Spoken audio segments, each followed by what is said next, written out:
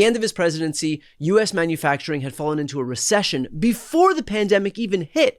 According to the Federal Reserve, manufacturing output declined by 1.3% in 2019. The number of manufacturing jobs created during Trump's pre-pandemic presidency actually lagged behind the number created during Obama's second term. And by the end of Trump's term, he oversaw a net loss of 178,000 manufacturing jobs. Not exactly a renaissance. Or remember his promise of a fantastic healthcare plan that would be less expensive and much more comprehensive than Obamacare? Yeah, 4 years later, we never saw that plan, not a single page. And when Republicans tried to repeal the Affordable Care Act, they had absolutely nothing to replace it with. Tens of millions of Americans would have lost coverage with nothing to cushion the blow. What about that massive infrastructure plan? You know, the one that he touted as gonna rebuild America's crumbling roads and bridges? Instead, Infrastructure Week became a running joke during the Trump administration because it never actually happened.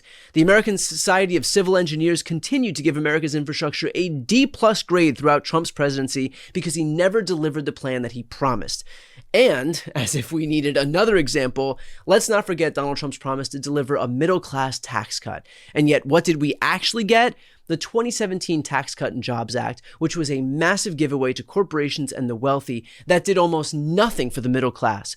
According to the Nonpartisan Tax Policy Center, by 2027, 83% of the benefits of that tax cut will go to the top 1% of earners.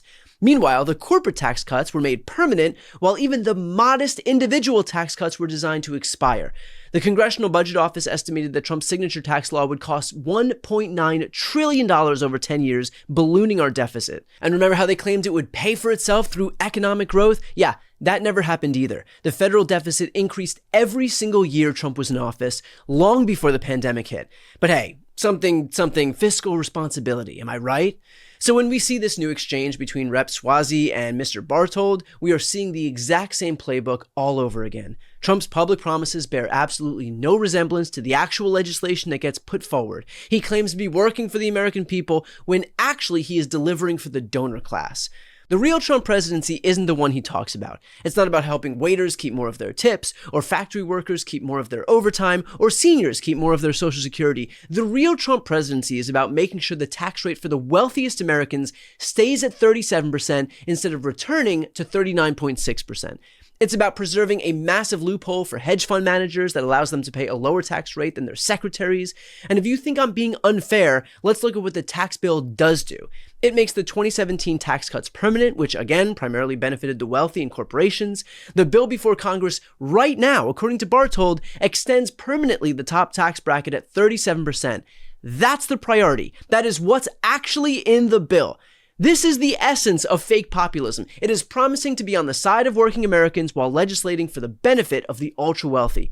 It's promising to drain the swamp while filling your administration with lobbyists and industry insiders and the wealthiest Americans among us. It is claiming to represent the forgotten men and women of America while making sure the forgotten stay forgotten.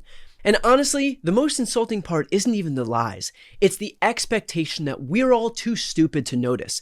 Trump stands in front of crowd after crowd making promises about tax-free tips and overtime that aren't in any legislation, hoping that no one will check.